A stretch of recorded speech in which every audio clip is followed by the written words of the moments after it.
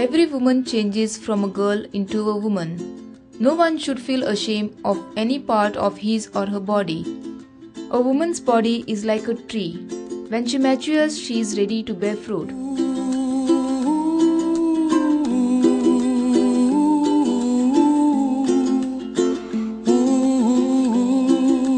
See, the woman's body has one uterus and two ovaries, and each month from one of the ovaries one egg is formed. As the egg is maturing, at the same time the lining of the uterus also goes on maturing, and by the time the egg is ready to be released, the lining of the uterus is ready to receive the egg if it gets fertilized, so that the fertilized egg can get implanted in the uterus and then grow into a baby. So the initial nourishment of this fertilized egg is the function of this lining of the uterus. But if fertilization does not occur, and if a baby is not being formed, then this lining of the uterus becomes useless and it is shed at the end of the menstrual cycle as altered blood mixed with some mucus and mixed with the lining of the uterus. This period of where blood and mixed with some of the tissues comes out, this time is called menstruation actually.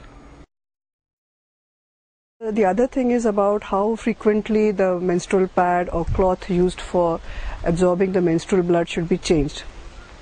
One thing is that it should be changed as soon as it is fully soaked, or at least every 8 hours.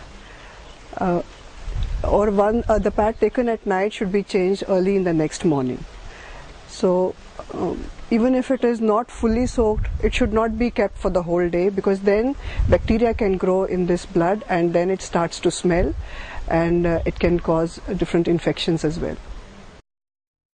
See, many girls are shy and try to dispose of it secretly by flushing it in the toilet. The other practice that I find is that sanitary napkins are just thrown on the roads, where they are sometimes picked up by dogs, and they are very unaesthetic to look at and can also spread diseases as this blood can get infected. See, all the medications that are used for postponing or preponing the menstrual periods are actually high doses of hormones. These hormones do have side effects, some of which can be very serious. Now, I find that girls and women are not at all reluctant to take these high doses of hormones, even repeatedly, even for very flimsy things like a friend's wedding or some function in the house.